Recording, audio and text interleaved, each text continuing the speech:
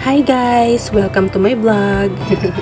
Ngayong araw magtatagalog ulit tayo at kami ay pauwi naman sa Bagao. Pero bago kami uwi, kailangan munang kumain para hindi gutumin sa daan. At ito nga, papunta kami sa Kapatan kung saan famous ang papaitan nila. Sa mga nakapunta dito, mag-comment naman kayo.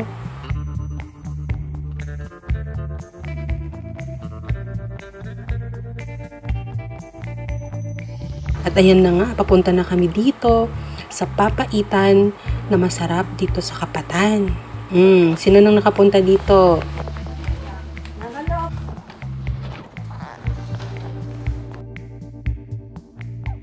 Oh, ayan na nga, nakakagutom. Itez, kain na muna tayez. Para naman may lakas tayong magbiyahe-biyahe papuntang Bagao. Yan palang asawa kong pogi. Siyempre, ito ako maganda, sexy. At pabalik na kami.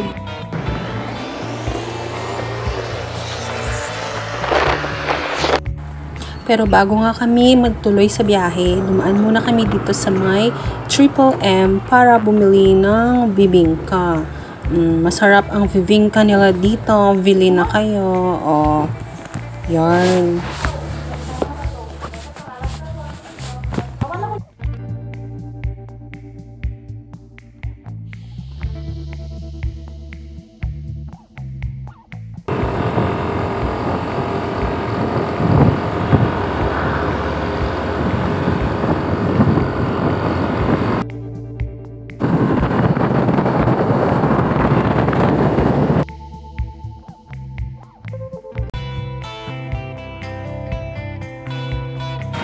At naisipan din namin bumili ng mga dekat-dekat dito sa Buds and Bonds dito. So while waiting, nakita ko nga itong si Caldereta na Imas Daita.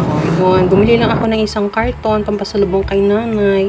At dumiretso na kami pa uwi. Dito nga pala yan sa Peña Blanca. Dumaan kami sa Peña Blanca para mas mabilis.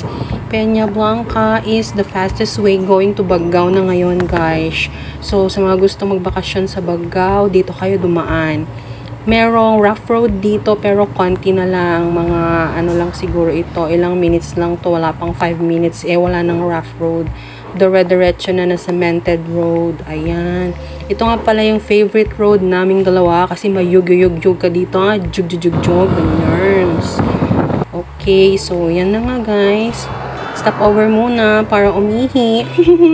Baka ang tanak nila kay ko na ibigyak so na Miss Esbo. So, kasjay lang.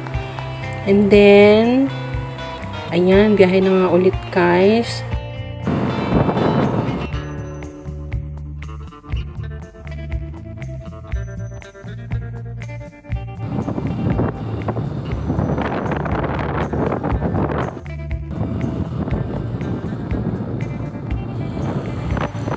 Yan, maganda ang view dito, guys. Makikita mo yung mga maisan.